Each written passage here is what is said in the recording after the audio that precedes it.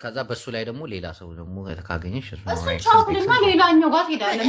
ምን አስያዘቅ? ምን አስያዘቅ? ጅቦዬ ባይ ማለት ይገርም። ለምን ይገርም? አይቀርም ወይ እናንተ አበሻ እናንተ የቆሙት እኮ ሲያንሳችሁ እኮ ነው የቆሙት። እንዴት እናንተን እንደዚህ ባናታችሁ ቅብር አርጎ አፈር እልብስ ህይወታችሁ እዛችሁ አፈራችሁ ትበላላችሁ። እና ወደ ዋና ሀሳቤ ስሞጣ ምን መሰለሽ፣ እንኳን ቀነሽ ግን ብዙ አትሻፍጂ የኔ ቀንጃ። ጥይት መሞከሪያ እናቴን ጃፒ መሞከሪያ ማን አንቺን ነው። ጃፒን ታውቂዋለሽ? እኔ አላውቀውም። የት ማን ነው ጃፒ? እናንተ ሀገር የሚኖረው ጃፒ ምልክት ስጠኝ። ማን እንጃ። ቲክቶክ ላይ ያለ ነው አክቲቪስቱ ጃፒ፣ የአማራ አክቲቪስት። ይሄ የእንትን ኦኬ፣ አወቅኩት። አውቄዋለሁ። ተገናኝተን ኧረ እባክህ ሁሉ አውቃታለሁ እያለ ነው። ኧረ እባክህ ለቅሶ ቤት ምናምን አይቶኝ ይሆናል ለዚህ። ኦኬ መሞከሪያ ጥይት ነኝ ወይ ይላል። እንግዲህ ሞክሮሻል ከዚህ በፊት ማን? ኧረ በስመ አብ አንተ፣ በስመ አብ ምን ሆነህ ነው? ኖ እንደነገርኩህ ነው። ስርዓት አርጊ እያለሽ ነው። ስርዓት አርጊ እንዳትዋሽ ይልሻል።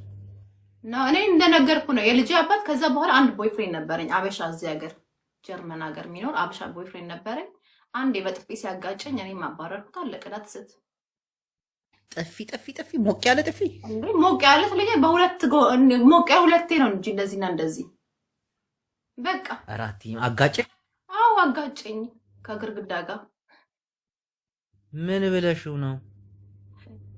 የኮሮና መርፌ ወጋለሁ ብዬ እግዚአብሔርን በኮሮና መርፌ ነው የተጣላ ነው። ከዛ ምን አባሽ የኮሮና መርፌ ሰይጣን ነው ብሎ አጋጭኝ። ከዛ አባረርኩት። አለቀ። ከዛ በኋላ ጭራሽ ምንም ነገር የለም ህይወት ላይ ብቻዬን ከልጄ ጋር እንጆይ ማድረገው ላይ። ኦኬ በጥፊ ነው የተለያያችሁት ማለት ነው? ሞቅ ያለ ጥፊ 5 ቀን ቆየ እጁ እዚህ ላይ የእጁ ማተብ እግዚአብሔርን። አንዳንድ ሴቶች ደግሞ መመታትን ይወዱታል። እንዲህ መረገጥ ኧረ በስመ አብ ወመንፈስ ቅዱስ እንዴት እንደምፈራ ጅቦ እንዴት እንደመጣየ ነፍሴን ትገና ልም ብዬ የምጣፈው ነው ያልወድም እንዴ። ጠባሳ ቢወጣብኝስ በማይረባ ሰው ጠባሳ ይዤ ያንን ሰው ላስታውስ በዛ ጠባሳ ረረረ እንዴት እንደምፈራ ዱላ ፈራለሁ። በዛ ላይ ሴት ሆኜ ከወንድ ጋር እኩል ሆናለሁ። በሞት አልደባደብም። ሲናደድ ላጥብ እጠፋለሁ። አናዳለሁ እኮ ግን ራቅ ብዬ ነው የምሳደበው። መሳደብ ካለብኝ ሩቅ እሱም አይደርስበት። የብዙ ሴቶች ባህሪ ይለያያል። እኔ እኔ እፈራለሁ። ይለያያል ባህሪ እንዴ ማላመጫዬን ከማዳመጫዬ ጋር ቢቀላቅለው እኔ ነኝ እኮ የምጎዳው። ጅቦዬ ኦኬ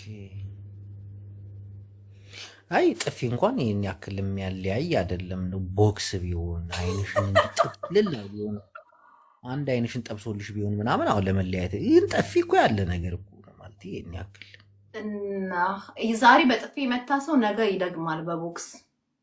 ስለዚህ why should I accept that? እኔ በጭራሽ ነው ያላምንም። በዱላ ምናምን አላምንም። በንግግር እሱ በንግግር የሚፈታ ነገር እውነትሽን ነው። ዱላ ድረስ የሚያደርስ ነገር ይደብራል። ግን በቃ መርፌ አትወጊ የሚል ዱላ ነው ወይስ ከዚህ በፊት የሆነ ቂም በቀል ይዞብሽ? ኧረ አይደለም፣ በኮሮና መርፌ እግዚአብሔርን ኮሮና መርፌው መቷን ነበር። ከዛ እኔ እወጋለሁኝ አልኩት። እኔ ፈርቼ ኮሮና ይዘኛል ብዬ እሱ ደግሞ የሰይጣን መስለኝ አላመንኩበትም የእሱን ሀሳብ። እኔ ሄጄ ተወጋሁኝ። እንዴ ፓስተር ነው እንዴ? አይደለም ፓስተር አይደለም፣ ግን የቤተ ክርስቲያን ሰው ነው። እና መርፌው ነው ኢሉሚናቲ ምናምን ታምር እንደዛ ብለውኝ እኮ እኔ ግን አክሴፕት ኦኬ። አሁን ይቆጭኛል ማወጋቴ። ያኔ ባልወጋ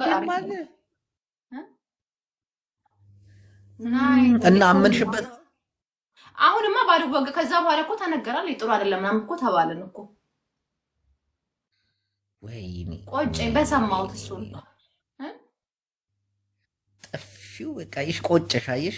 እና አሁን እንደዚህ ከቆጨሽ ለመገናኘት እንደገና አብሮ ለመሆን ምናምን እንትን አላላችሁ? ይቅርታ ጠይቀሽ? ኧረ በስመ አብ ሳውራቱ እንዴት እንደምፈራው አንድ ቀን መንገድ ላይ አይቼው እንዴት እንደሮጥኩኝ ወደኋላ እኔ በጣም ፈራሁት። አልወድም እኔ። ይሄማ ጥፊ አይደለም መጋኛ ነው የመታሽ። እንዲህ የሚያብስ በረግኩ እንዴት ነው ታዲያ? አይ ጥፊ ምን መስኔ ይፈራል። እንዴት ላስገባሽ? ሽጉጥ እኔ ካልችልም ማስገባት አንተ ማስገባት ይችላል። እንደዚህ ለምን ትገባለች? ወረኛ ቢያት ቫይብሬተር ነው ይለኛል። ይሄ በሁለት ዳሮች ትናንት ወይኔ ይሄ አስወጭልኝ በእግዚአብሔር። አዎ ባልና ሚስትን ሊያለያይ ያላረገው ጥረት የለም። ትናንት ቁጭ ብዬ ስሰማው ነበር። እንዴት ባልና ተጣልቶ የሆነች ጓደኛዋ ባሏን ትቀማታለች። የጓደኛዋን ባል ሴት ልጅ ነች፣ ሴት ልጅ አይደለች እና ክብርም የላቸውም አንዳንድ ሴቶች። ይቅርታ አንዳንድ ሴቶች ነው ያልኩት። እና የጓደኛዋን ባል ትቀማና ባሏ በሰራላት ቤት የጓደኛዋን ባል አስገብታ። ወይኔ አሜሪካ ደግሞ ግራን የሚጋባው እና አሜሪካ ይኸው እኔ ነኝ ታክስ የምከፍልበት ቤቱን አለች። እሺ ባሌ ቢጀምረውም አሁን እየከፈልኩበት ያለው ሰውየው የጋራጅ ሹፌር ነው። የጋራጅ ሹፌር ነው አልኩኝ፣ የጋራጅ ሰራተኛ ነው። እና ላቡን ጠብ አድርጎ በገዛው ቤት ወንድ ይዛ መጣች። 2 ልጅ አላት። የዛችኛይቱ ደግሞ 2 ልጅ ያለውን አባቷን ቀምቶ 3ኛ ቤት ይገባል። ወንዱ ደግሞ ሹሩባ ይሰራል። እና ቫይብሬት የሚባለው ይመጣና ሚስትህን ከጓደኛው ቀምታ ወደ አንተ ቤት አስገባቻት ሲለው እሱ ደግሞ ይናደድና አንተ ሚስትህ ከቤት አባርሃለች። እሱ ደግሞ አይ አላባረረችኝም። ኧረ አሜሪካ ያለው ነገር በጣም ነው የሚያስጠላ። ላስረዳ ከአስገቢኝ እያለኝ ነው። አስገቢ ከዛ ስድድብ ጀመሩ የሆነ ሰዓት ላይ። እሺ ቫይብሬተር ቫይብሬተር ነኝ። አይ እንዴት ነህ? እኔ እኮ ነው ያኛው ሰባ አያጅብ እንደሆነ ታውቃለህ። ያኛው አካውንት እስከ 8 መግባት አልችልም። በምን ሪፖርት ባለትዳር እያጣላህበት ነው። ደግ አደረጉ። እንዴት እንዳስጠላ ታውቃለህ? አይ ባለትዳር አለ። አዳምጪ ታሪኩን። አሁን ይጀምር። የተደረገው ነገር ትክክል ነው። እኔ ልጅቷን አውቃታለሁ ምናምን ነገር እና በጣም ቤስት ፍሬንድ ሆነች። እኔም ማውቃት መቼ እንደሆነ ታውቃለህ? ከሱ ጋር ስላይ ከመውለዷ ምናምን በፊት ነው እና በጣም ቤስት ፍሬንድ ሆነች። ከዛ ይሄ ልጅ አሚን የጓደኛዬ እህት ነች እና ምን አባ ነው የምትል ወሬውና የወሬ ጥማት እየሰማሁ ነበር። የቤስት ፍሬንዴ እህት ነች። ከዛ ከልጅ ወለደች።